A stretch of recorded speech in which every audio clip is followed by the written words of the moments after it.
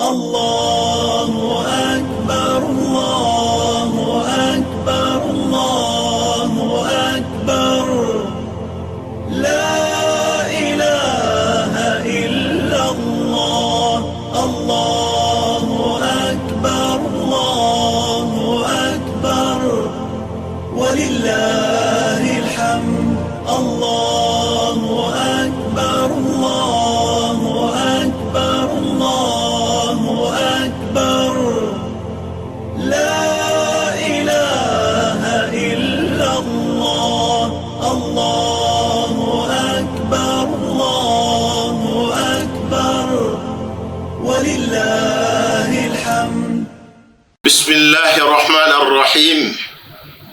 الحمد لله رب العالمين والعاقبة للمتقين ولا عدوان إلا على الظالمين وأشهد أن لا إله إلا الله وحده لا شريك له وأشهد أن سيدنا وحبيبنا محمدا عبد الله ورسوله.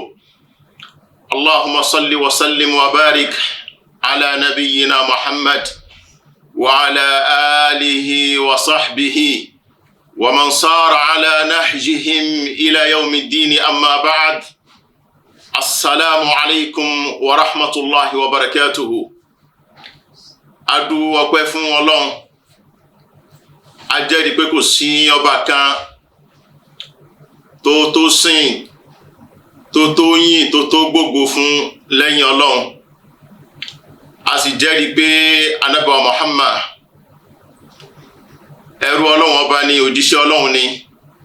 Ìkẹ́ Ọlọ́run, àánú Ọlọ́run kó máa wà pẹ̀lú rẹ̀ àtàwọn ará ilé rẹ̀ láwọn tí wọ́n gbà fún Ọlọ́run ọba ní àárín méjì wọn, fi wá kárí gbogbo àwọn sàhábà Ànábì Muhammad sallallahu alayhi wa sallam, fi wá kan gbogbo àwa náà tí Ọlọ́run ní a máa rìn lórí ìlànà Ànábì Muhammad lọ fi di ìjọ́ kẹyìn. A kí ọkùnrin, a kí obìnrin níbi tí ẹnì kọ̀ọ̀kan wa tá a ti ń wo Sunna TV Yorùbá. Kíkí Ọlọ́run ọba kó máa wà pẹ̀lú ẹnì kọ̀ọ̀kan wa ní àdáyárí.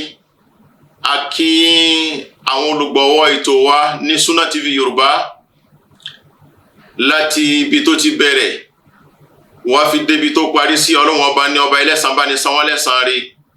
A kí àwọn mushrifu wa Dr. Abdulrahim, Ọlọ́run kó bá ní dúpẹ́ lọ́dọ̀ wọn.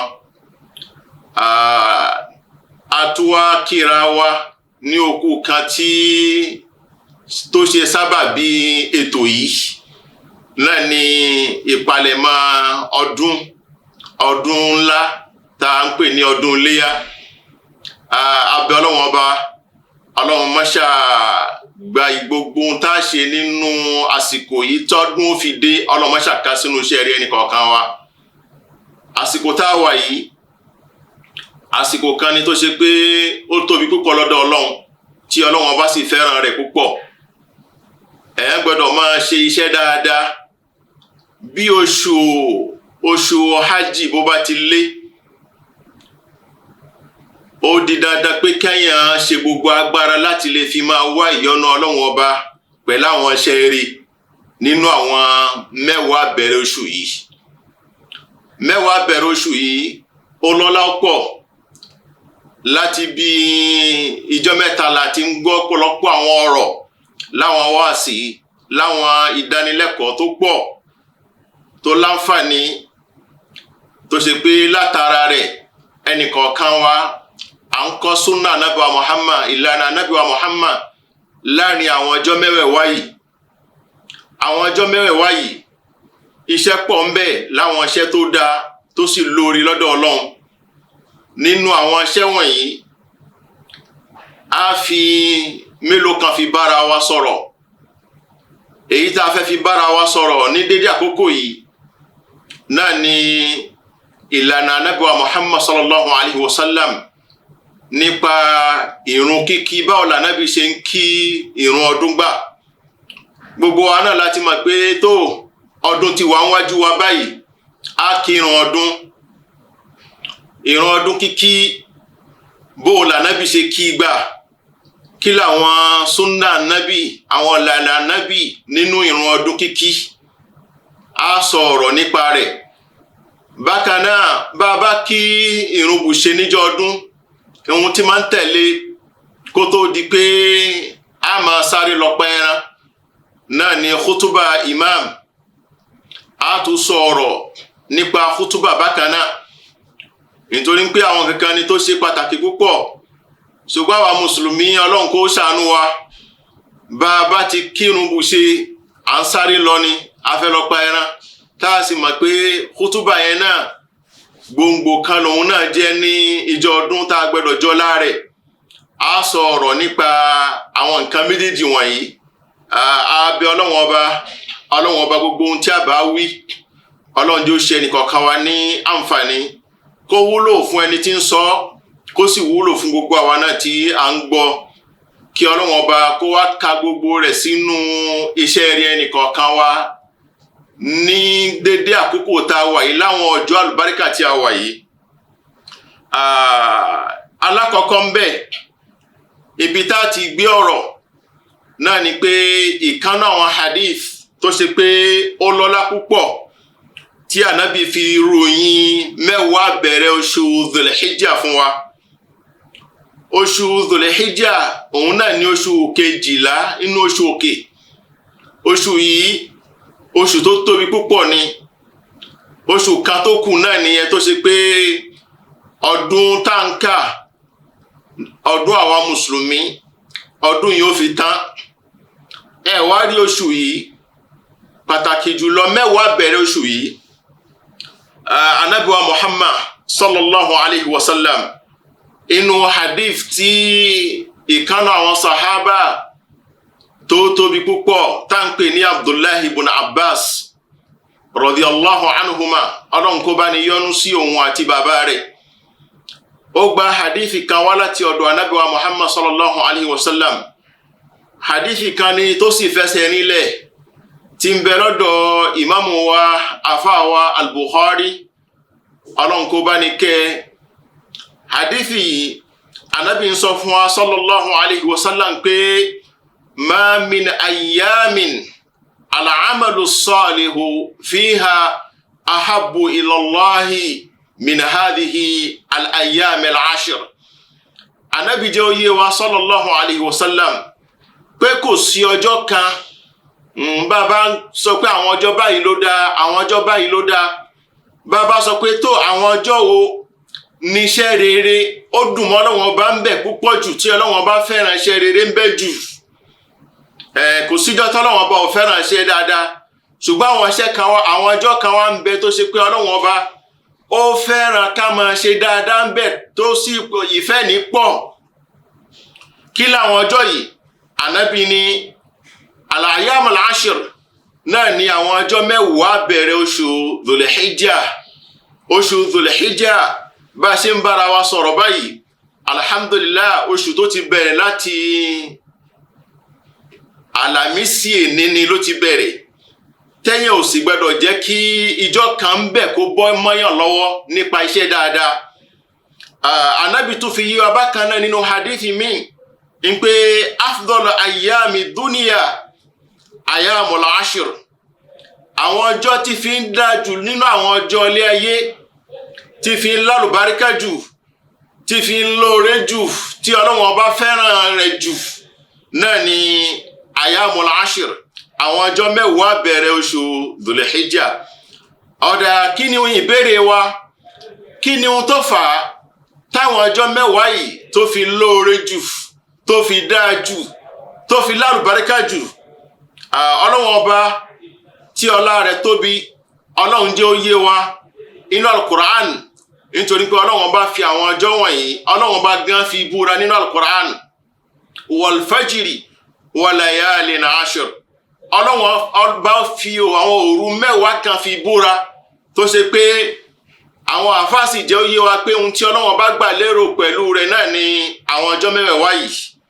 tó ní àfikún àwọn tó jẹ́ kí àwọn ọjọ́ mẹ́wàá yìí kó dáa jù kó lálùbáríkà jù àwọn iṣẹ́ dáadáa tí ń bẹ́ńbẹ́ láwọn iṣẹ́ ńláńlá tí ò sínú àwọn ọjọ́ mi bàbá wò inú mẹ́wàá bẹ̀rẹ̀ oṣù Dhul-Hijjah yìí hajj ń bẹ ńbẹ̀ ní hajj tó ṣe pé gbogbo alásìmọ̀ pé òpó kan ni nínú òpó ẹ̀sìn Islam. Àbẹ̀ Ọlọ́run ọba gbogbo àwọn tí Ọlọ́run ọba ti yọ̀ǹda rẹ̀ fún ní ọdún yìí Ọlọ́run ọba kó bá ní gbà ní ìbádà lọ́dọ̀ wọn. Ọlọ́run kó bá ní ṣe iṣẹ́ náà ní ìrọ̀rùn fún ẹnì kọ̀ọ̀kan wọn. Gbogbo àwọn yòókù náà tó ṣe pé wọ́n rán kan rẹ̀ sọ́dọ̀ Ọlọ́run ọba máṣá ṣe ní ìrọ̀rùn fún wọn láwọn ọdún míì. Iṣẹ́ hajj ń bẹ nínú mẹ́wàá bẹ̀rẹ̀ yìí nínú títún bẹ́ẹ̀ inú iṣẹ́ hajj àrí yawmu Arafah tó ṣe pé ìjọ ńlá kan ni tí gbogbo wa náà tá a mọ̀ fún gbogbo ẹni tó ti lọ hajj rí kódà ẹni tí ò lọ hajj rí náà bí bá wò láti inú TV yóò máa rí pé irú eléyìí Ọlọ́run ò ṣe léyìí fún ìran kan àwa mùsùlùmí lọ́lọ́run bá ṣe léyìí fún tó ṣe pé gbogbo ìran kọ̀ọ̀kan ní funfun ní dúdú ẹnì kọ̀ọ̀kan wa kó jọ sí ààyè kan ṣoṣo táǹkì Ọlọ́run ọba kan ṣoṣo pẹ̀lú gbólóhùn kan ṣoṣo nínú aṣọ kan náà. Allahu Akbar, ìjọ tó tóbi ni.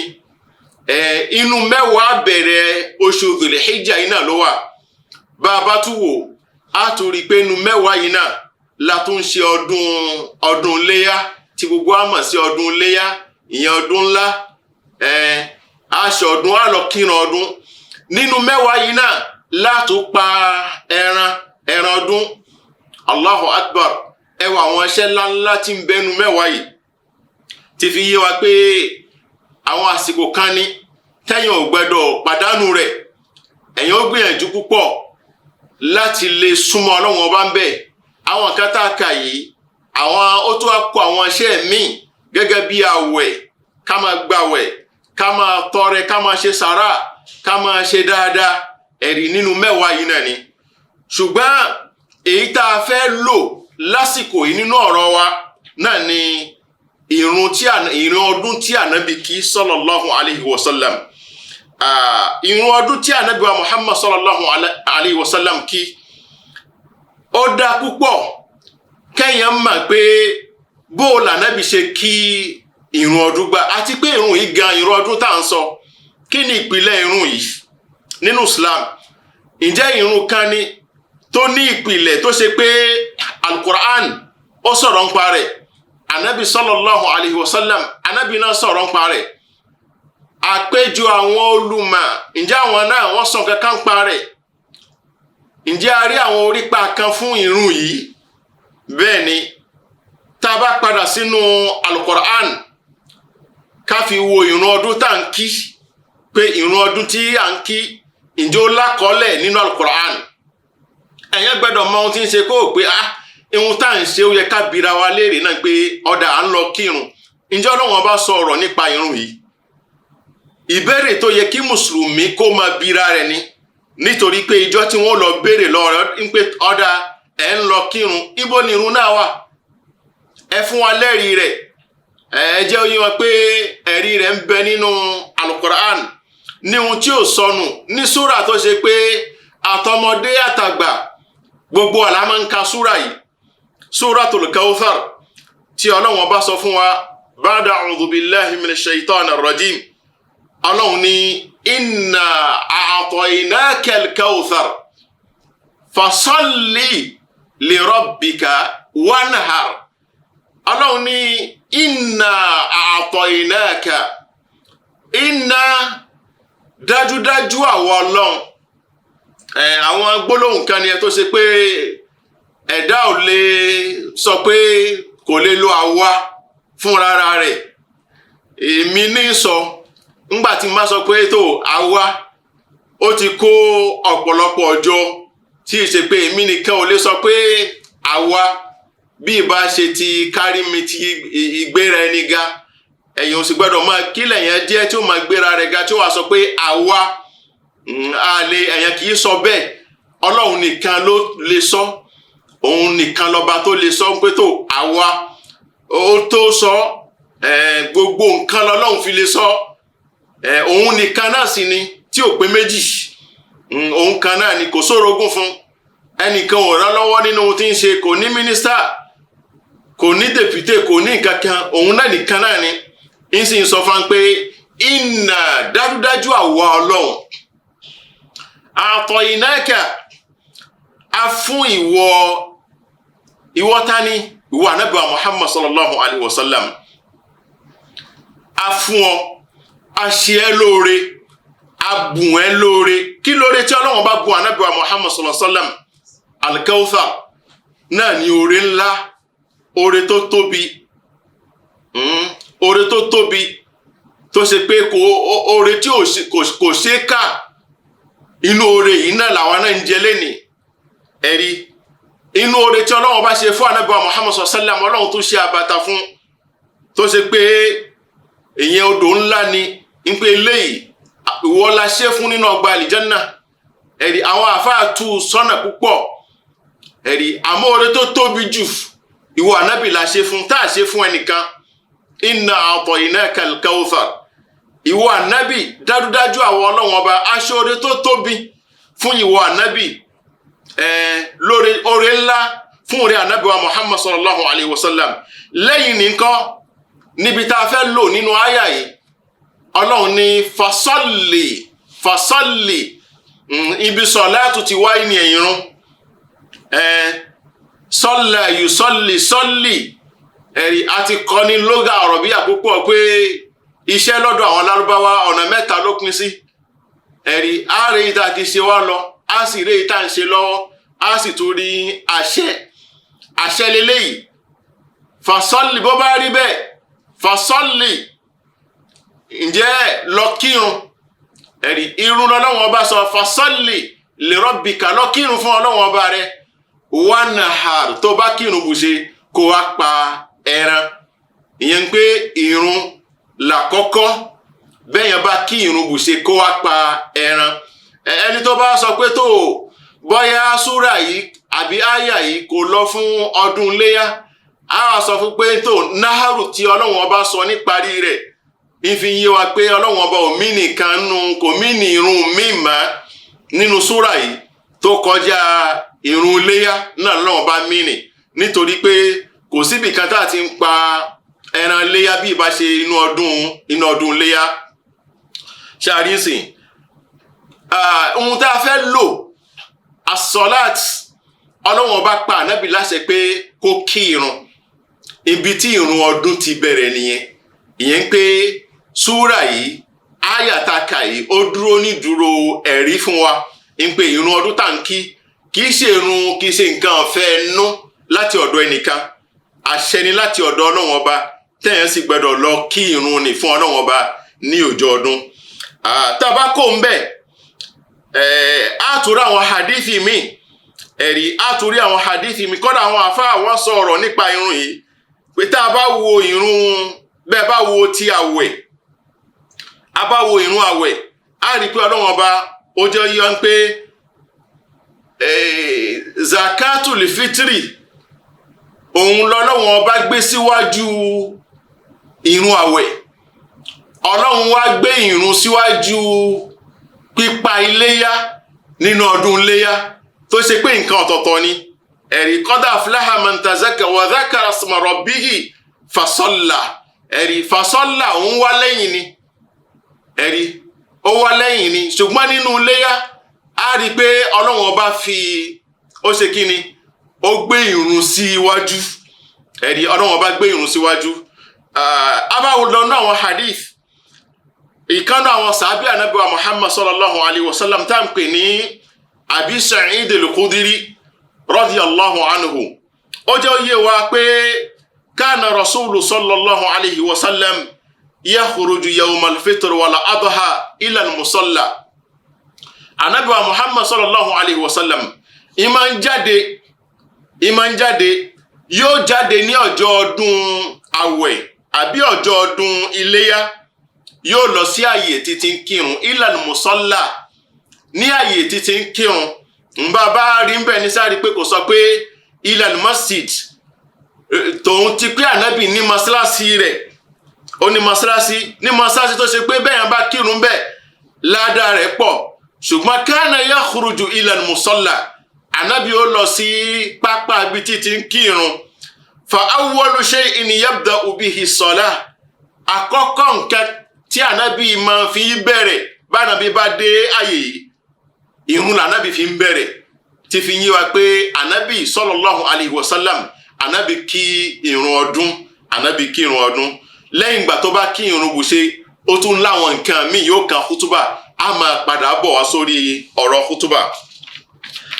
Bákan náà hadithi míì tún bẹ tó ṣe pé ìyá wa Ummu Atiyya ọ̀kan náà àwọn sahabiyat tó ṣe pé obìnrin ni òun gán sí gbìyànjú pọ̀ tó gba hadithi wa láti ọ̀dọ̀ Ànábì wa Muhammad sallallahu alayhi wa sallam táàfin rí pé ọ̀rọ̀ Islam kì í ṣe ọ̀rọ̀ àwọn ọkùnrin nìkan àwọn obìnrin náà wọ́n gbìyànjú láti ṣiṣẹ́ Ọlọ́run Ọba eléyìí láti ọ̀dọ̀ obìnrin ni Ummu Atiyya radiyallahu anha òun ló gba eléyìí wá qalat amarana rasulullahi sallallahu alayhi wa sallam an nukhrijanna fil fitr wala adha Ànábì wa Muhammad sallallahu alayhi wa sallam ó pa wá láṣẹ ìpè tó bá di ijọ́ ọdún àwẹ̀ ni àbí ọdún léyá ká máa jẹ́ kí àwọn obìnrin láwọn mọ́ndíá al-awatik láwọn mọ́ndíá lóbìnrin tí wọ́n ti bàlágà kí wọ́n máa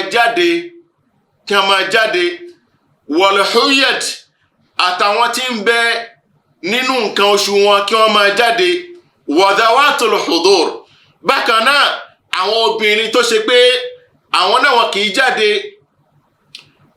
inú gàgá ni wọ́n máa ń wà ṣùgbọ́n ànábì sallallahu alayhi wa sallam ànábì ní kí a máa jáde fa ammal huyyat wá ara wọn tó ṣe pé wọ́n ń bẹ náà nǹkan oṣù wọn ò jáde láti lọ kírun wọn ò fẹ́ lọ kírun fa ya'tazilna salah wọn ò fẹ́ kírun yashhadna al-khair wọn fẹ́ lọ rí dáadáa ọjọ́ ni ẹ̀rí ọjọ́ kan tó ṣe pé wọ́n fẹ́ lọ rí dáadáa rẹ̀ oore tí bẹ́ẹ̀ káwọn náà jáde lọ gan ni rẹ̀ ní ọjọ́ ni kí wọ́n lọ wo báwọn mùsùlùmí bí wọ́n ṣe fẹ́ máa pe Ọlọ́run Ọba gbà ní ọjọ́ ni qultu ya Rasulullah ihdana la yakunu laha jilbab qala litulbisaha ukhtuha min jilbabiha arábìnrin Ummu Atiyya ìtún sọ bákan náà pé tá a bá ní kí wọ́n jáde gbogbo wọn kọ́ ni wọ́n ní jilbab láwọn hijabu tí wọ́n lè máa lò láwọn nǹkan borí tí wọ́n lè máa lò nǹkan tí wọ́n máa fi bóra kò sí lọ́dọ̀ gbogbo wọn ànábì tó jẹ́ oyé wọn pé ẹni tó bá nínú àwọn àti wọn kí wọ́n yá àwọn tí wọn ò ní Allahu Akbar yẹn pé kí wọ́n jáde ní ọjọ́ ọdún ṣẹ̀rí àwọn hadithi yìí ń fi yí wa pé ìjọ ọdún a gbọ́dọ̀ jáde lọ kí irun láwọn tí wọ́n bá ní irun àwọn tí wọn ò ní irun náà wọn ò jáde kó ń lé lọ gan ní ọjọ́ ní títóbi ọjọ́ yẹn èyí fi ń yé wa láwọn nǹkan tá a kà yìí ń pé ìrun ọdún ìrun tó ṣe kókó ni tá a bá sì tó wá wò pé àpapọ̀ àwọn àfáà tá ń pè ní àwọn ìjìmá àwọn àfáà àwọn olùmọ̀ wọ́n fẹnu kò sórí rẹ̀ tí ò sí yapa lórí rẹ̀ kò sí ẹnìkan tó takò nínú àwọn àfáà pé ká má jáde lọ kí ìrun ọdún á lọ kí ìrun ọdún ó dá púpọ̀ súnà ànábì wa Muhammad sallallahu alayhi wa sallam ni ìlànà ànábì ni ẹjá jáde ń jọ ọdún lọ kí irun ọ̀dà ẹjẹ́ wa béèrè wa léèrè kí ni ẹ̀kọ́ tí ń bẹ́ńbẹ́ hikmatul huruj lan musalla kí làwọn ẹ̀kọ́ tí ń bẹ́ ń bi pé ká jáde lọ kí irun inú pápá láì jẹ́ pé a kí inú mọ́ṣáláṣí bí àwọn gẹ́gẹ́ bá a ṣe sọ nígbà níbi máa ń jáde kó mọ́ṣáláṣí rẹ̀ bí sábàbí bá wà pé òjò dé lóòótọ́ àbáwọn nǹkan míì tí ò lè já jáde lọ kí irun ní pápá tó lè dí wa lọ́wọ́ kò kọ̀ fún wa pé ká má kí inú mọ́ṣáláṣí àti lè kí mọ́ṣáláṣí àmọ́ èyí tó dáa jù tí ò bá sí ìdíwọ́ kan kẹ́yàn ṣe bí ànábì wa Muhammad sallallahu alayhi wa sallam bí ànábì ṣe ẹ̀kọ́ tí ń bẹ́ẹ̀ idharun li sha'airil Islam ká jáde ká lọ fi gbógo fún ẹ̀sìn Islam kìí ṣe ẹ̀sìn tá ń bò mọ́lẹ̀ ẹ̀sìn tá fi hàn ayé ni pé tó àwa mùsùlùmí àwa nú ọdún à ń ṣọdún àwa nú ayọ̀ ẹjá jáde ká lọ gbé ògo fún ẹ̀sìn wa ká lọ fi ẹ̀sìn wa ká lọ fi hàn ń pé tó ẹwà àwọn mùsùlùmí wọ́n wà nú ọdún wọn ẹ̀kọ́ tuntun wà ń bẹ bákan náà tamkinu an-nas min al-ijtima' al-kabir àǹfààní lélẹ́yìí jẹ́ fún ọ̀pọ̀lọpọ̀ àwọn ènìyàn láti lè fi ní àkójọ tí fi ń tóbi jù. A máa ń kójọ tẹ́lẹ̀ láwọn ọjọ́ jímà ṣùgbọ́n àwọn ará àdúgbò ní ń kójọ. Tá a bá sì wo ìran ọdún a rí pé gbogbo ìlú lákójọ sí àyè kan ṣoṣo lẹ́yìn ìmáàmù kan ṣoṣo. Bóyá ìmáàmù yìí ọ̀pọ̀lọpọ̀ náà ti ń jẹ́ ìran tẹ́lẹ̀ pé kóhun tiẹ̀ lọ kírun lẹ́yìn rẹ̀ tí ò sáǹfààní rẹ̀, ṣùgbọ́n tó bá dijọ́ ọdún gbogbo wa wá kójọ síbì kan náà lẹ́yìn ìmáàmù kan náà pẹ̀lú gbólóhùn kan náà Allahu Akbar. A láǹfààní àti túríra wa àti mara wa àti kíra wa kú ọdún. Èyí jẹ́ àwọn ẹ̀kọ́ tí ń bẹ nínú ká jáde lọ kí ìrun ọdún. A bẹ̀ Ọlọ́run ọba má ṣà ṣe ìrun yìí ṣe ní ìrọ̀rùn fún ẹnì kọ̀ọ̀kan wa lẹ́yìn ìgbà tá a ti máa pàtàkì rẹ̀ pé ìlànà ànábì ni súnà ànábì ni ìrun ọdún. Ọlọ́run ọba má ṣà ṣe ní ìrọ̀rùn fún wa. Bá a bá wá kí ìrun náà Ọlọ́run má ṣà gbà ní ìbádà ní ọ̀dọ̀ wa. Kí ni ìlànà ànábì, kí ni súnà ànábì nínú ìrun yìí? A máa ṣàlàyé rẹ̀ fúnra wa ní ẹ̀kúnrẹ́rẹ́ láìpẹ́ yìí. Kí Ọlọ́run ọba kó pẹ̀lú wa. Wassalamu alaikum wa rahmatullahi wa barakatuh. Allahu akbar, Allahu akbar, Allahu akbar.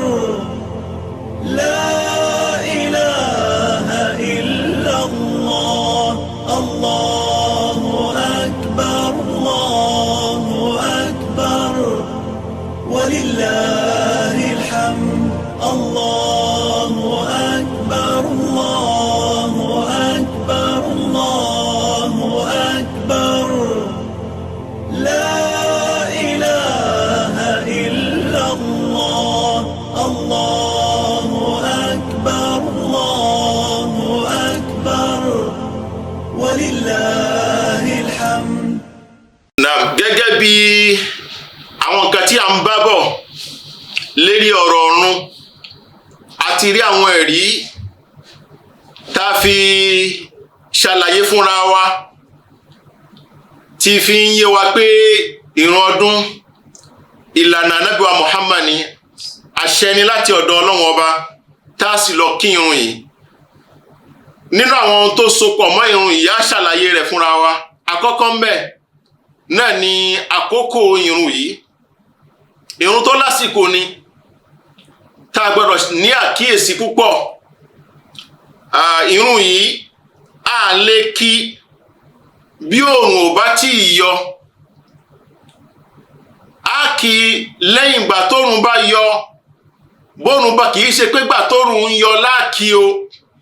Lẹ́yìn ìgbà tóòrùn bá yọ a tún fi àsìkò díẹ̀ ńlẹ̀ tá a fi kí irun yìí.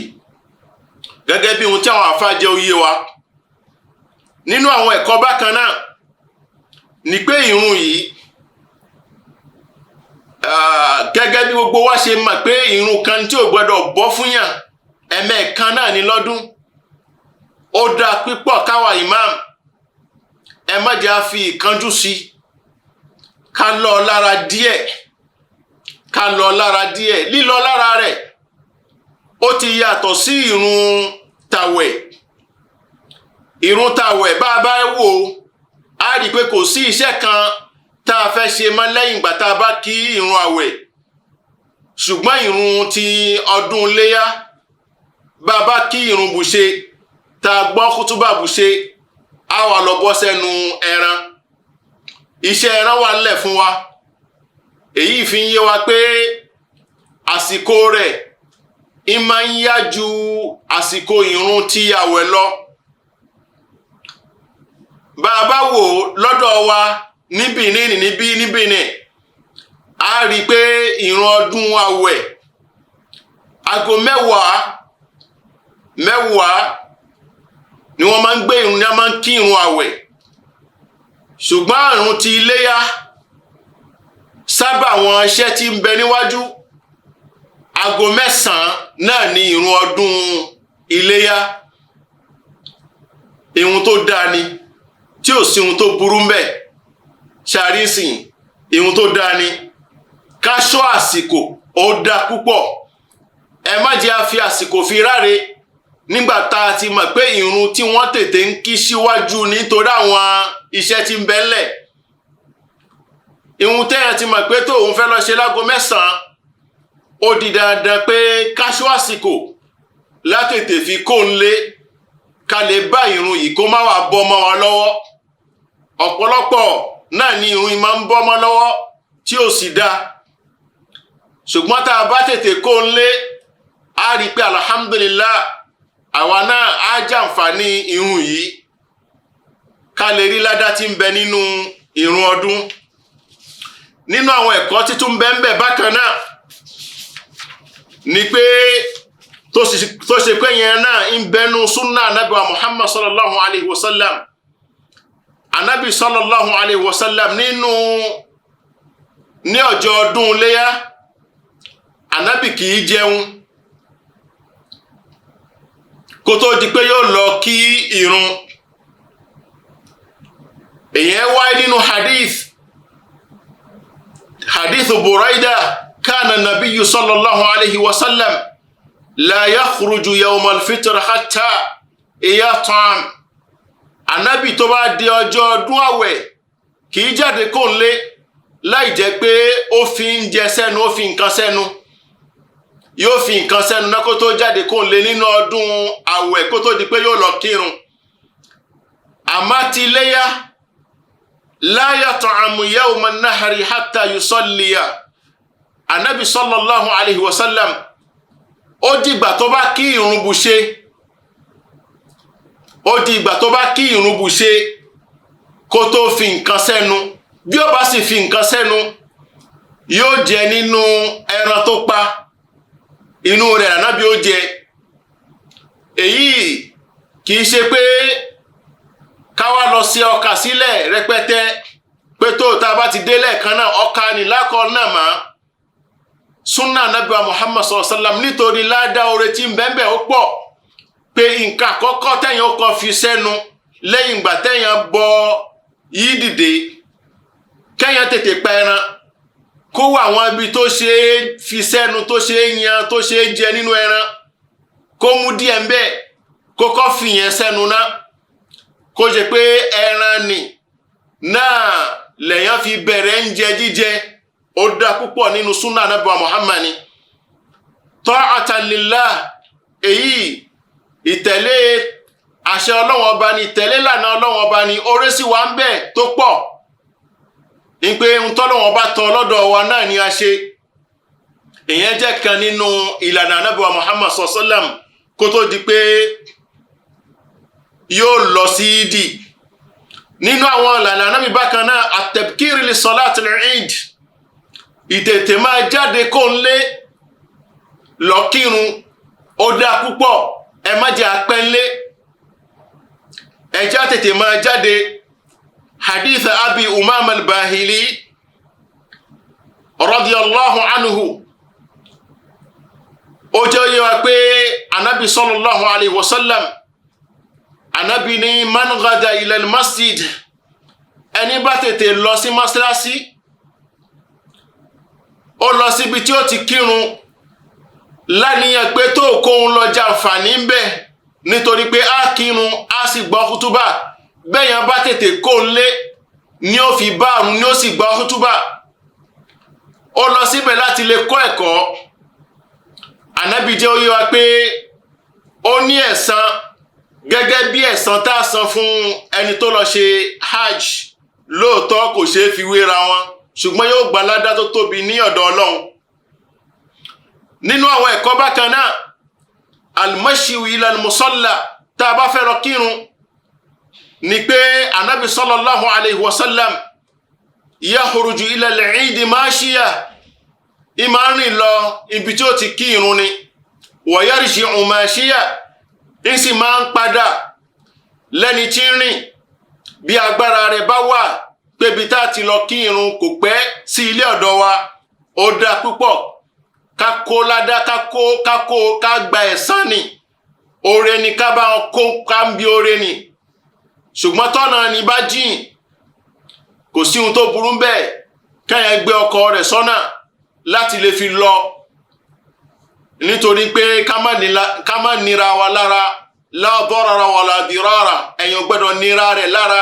Islam ò ní wá lára. nínú àwọn súnnà bákan náà ní ọjọ́ ọdún Ànábì sallallahu alaihi wasallam gẹ́gẹ́ bó ṣe wá nínú hadithi Jabir صليت مع النبي صلى الله عليه وسلم العيد غير مرة ولا مرتين بغير آذان ولا إقامة ìrun ọdún Ànábì kìí pè ìrun kìí sì gbé ìkámà fi kí ìrun ọdún súnnà Ànábì ni ká má wá sọ pé tó àdè ìdí ẹ lọ pè ìrun ẹ lọ gbé ìkámà kò sínú súnnà Ànábì wa Muhammad sallallahu alaihi wasallam ẹnìkan ò sì sọ bẹ́ẹ̀ rí gẹ́gẹ́ bí àfáàwà Ibn Qudama ṣe sọ nínú Mughni la na'lam fi hadha khilafan mimman yu'taddu bi khilafihi kò sí ẹnìkan tó sọrúfẹ́ ọ̀rọ̀ bẹ́ẹ̀ tó takò ọ̀rọ̀ yẹn súnnà Ànábì wa Muhammad sallallahu alaihi wasallam kò sí ìrun pípé kò sí ìkámà ẹ̀rí kò sí ní ọjọ́ ọdún nínú súnnà bákan náà السنة لمن أتى المصلى أن لا يصلي ويجلس ẹni tó bá dé ibi tá ti kí ìrun ọdún nídìí àti yan náfílà súnnà Ànábì ni pé ká jókòó ká máa retí imam kí la fẹ́ jókòó tá máa ṣe takbir yukabbir hatta yakhruja al-imam Allahu akbar, Allahu akbar, Allahu akbar. Ẹ̀rí máa gbé Ọlọ́run Ọba tóbi náà la máa ṣe níjọ́ ni ká máa gbé Ọlọ́run Ọba ga títí ìmáàmù ó fi dé kò sí pé a yan náfílà kò sínú súnnà Ànábì wa Muhammad sallallahu alaihi wasallam. Gẹ́gẹ́ bí ẹ̀kọ́ bákan náà ni pé Ànábì sallallahu alaihi wasallam ìrun l'Ànábì fi máa ń bẹ̀rẹ̀ bó bá dá àyè ìdí níbi tá ti ń kírun ìrun ní fi máa ń bẹ̀rẹ̀ kìí fi kútúbà fi bẹ̀rẹ̀ ìyàtọ̀ tí ń bẹ láàrin ìrun jímà pẹ̀lú ìrun ọdún nìyẹn a rí pé níjọ́ jímà kútúbà ni ìmáàmù kan máa ń ṣe kó tó di pé yóò kírun ṣùgbọ́n ní ọdún ìrun ọdún ìrun là ń kí ná kó tó di pé a ṣe kútúbà ká má wá lọ gbé takora wọn bá wá wo ìrun yìí sífàtù salatihi sallallahu alaihi wasallam bó l'Ànábì ń kí ìrun nígbà ìrun rákà méjì ni yusalli rak'atain rákà méjì l'Ànábì máa ń kí nínú rákà àkọ́kọ́ yukabbiru fil ula 7 takbirat Allahu akbar méje l'Ànábì máa ń ṣe nínú rákà àkọ́kọ́ méje tá a sọ yìí yóò kọ́ ṣe takbiratul ihram gbòǹgbò nìyẹn jẹ́ nínú ìrun kíkí tó ṣe pé kò gbọdọ̀ bọ́ fún yàn èyàn l'àkọ́kọ́ takbiratul ihram èyàn la fi ń bẹ̀rẹ̀ ìrun kíkí bẹ́yẹn bá bọ́ ìrun ti bàjẹ́ èyàn l'Ànábì ó kọ́ ṣe náà bó bá ṣe bùṣe yóò wá ṣe Allahu akbar Allahu akbar yóò ṣe mẹ́fà fikún yóò máa jẹ́ méje yóò máa jẹ́ mélòó yóò máa jẹ́ méje nínú ìdúró àkọ́kọ́ bàbá wo ìdúró kejì rákà kejì Ànábì máa ń ṣe mẹ́fà takbiratul ihram lákọ́kọ́ yóò fi bẹ̀rẹ̀ rẹ̀ tó bá ṣe takbiratul ihram bù ṣe Allahu akbar àkọ́kọ́ tó bá ṣe yóò wá ṣe márùn fi kún yóò ṣe mélòó márùn fi kún ń jẹ́ mélòó ń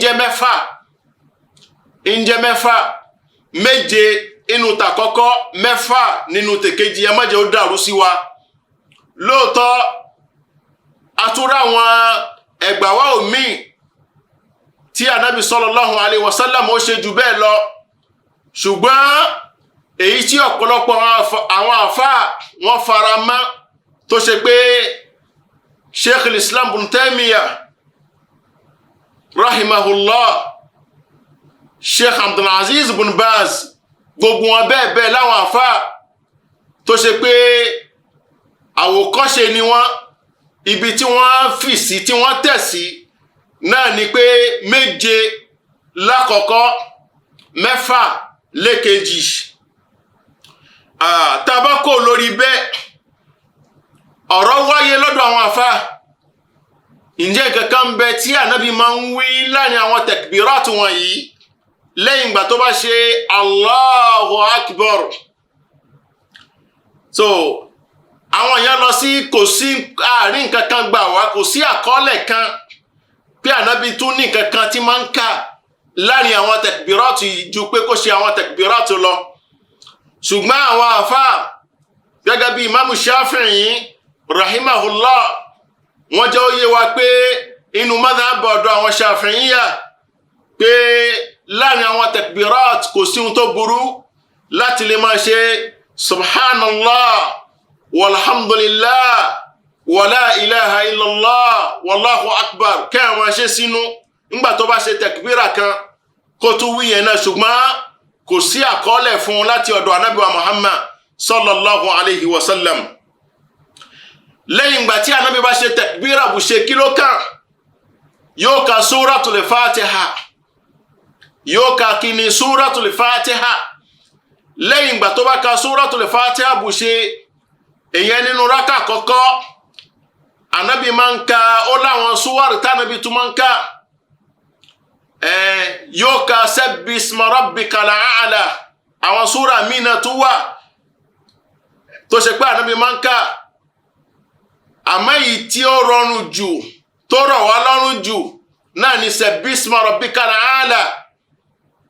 Ẹ̀rí Ànábì máa ń ka tó bá di rákà kejì yóò tún ka Fatiha. Súra oníwàfikún hal ataka hadithul ghashiya náà l'Ànábì ó tún ká nínú rákà kejì kó tó di pé yóò wá sálámà. Bí Ànábì bá sálámà bù ṣe lẹ́yìn ìgbani ló ṣe wá kan kútúbà. Ẹ̀rí ló ṣe wá kan kútúbà. Tá bá wo kútúbà Ànábì wa Muhammad sallallahu alayhi wa sallam àti sọ fúnra wa pé as-sunna salatu qabla al-khutbah. Súnà ni pé ká kí ìrun kó tó di pé a ṣe kútúbà. Wa khilafu dhalika bid'ah. Bẹ́ẹ̀ bá sọ pé òun fẹ́ takò àbóhun fẹ́ ṣe nǹkan míì, òun ó ṣe kútúbà tóun náà kóhun tó kírun, àdádálẹ̀ ni o. Ọlọ́run má ṣe wá ní aládàádálẹ̀. Bákan náà nínú táàtù sọ fúnra wa nípa ọ̀rọ̀ kútúbà ni pé Ànábì wa Muhammad sallallahu alayhi wa sallam, Ànábì kọ́ alẹ́kọ̀ọ́ tó pọ̀ nípa kútúbà ṣíṣe.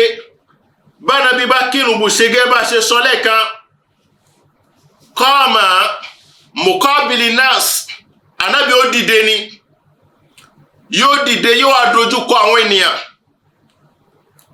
Wa nasu julusun ala sufufihim, ẹni kálukú jókòó láyé rẹ̀ ni láti lè fi gbọ́ kútúbà Ànábì wa Muhammad.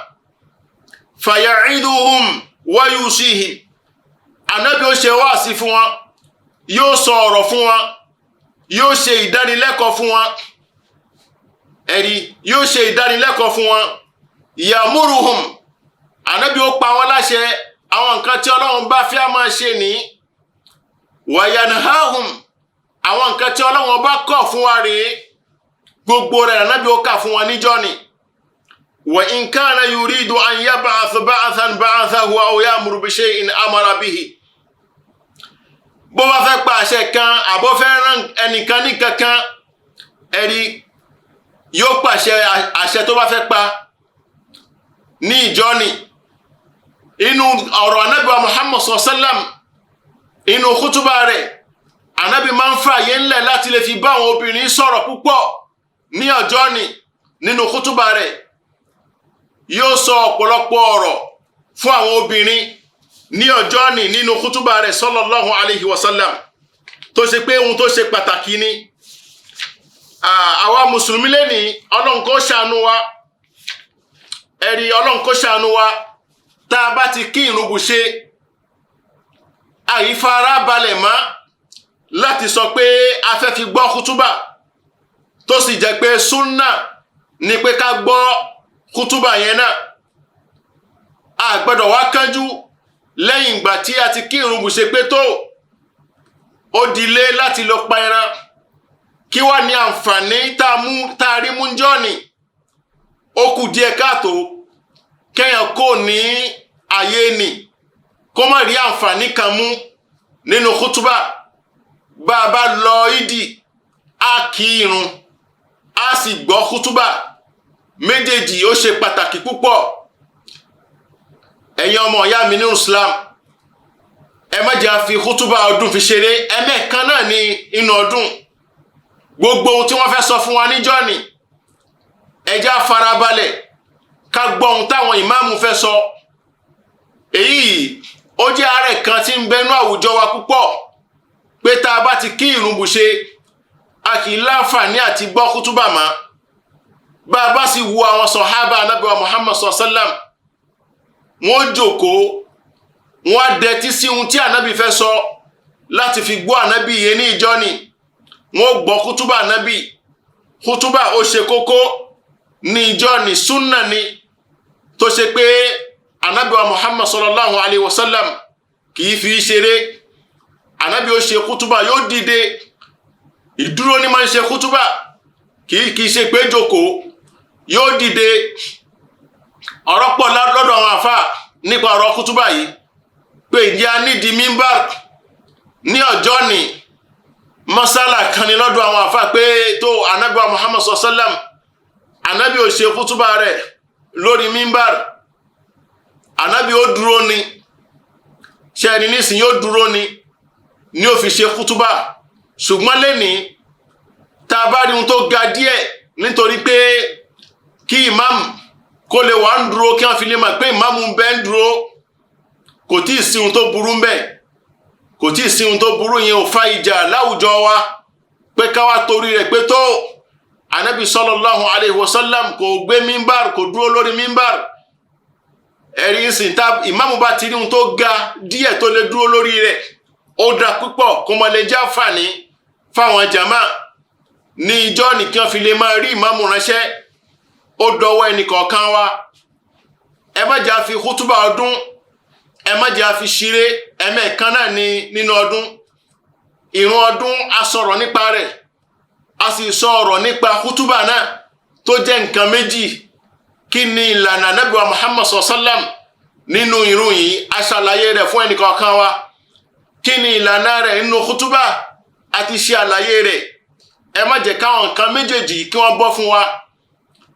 A ti ń ṣe lánàá, ṣùgbọ́n lẹ́ni ẹ jẹ́ a ṣe pẹ̀lú mímọ̀.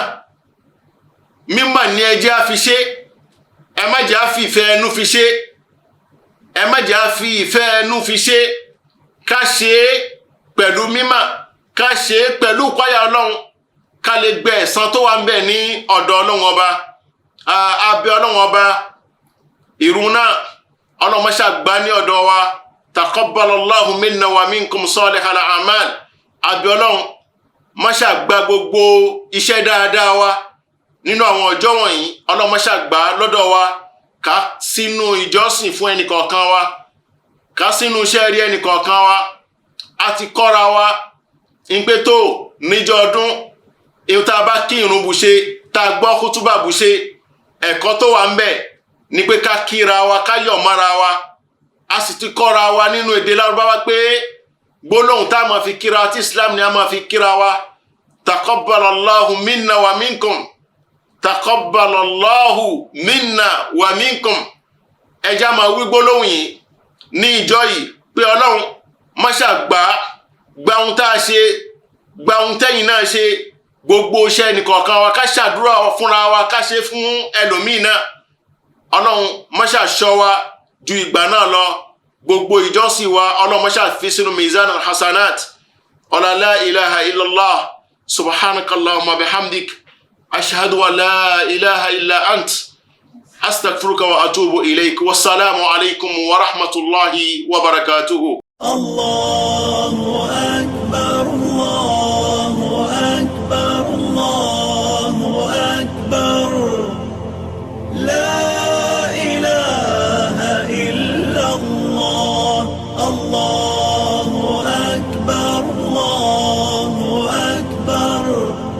ولله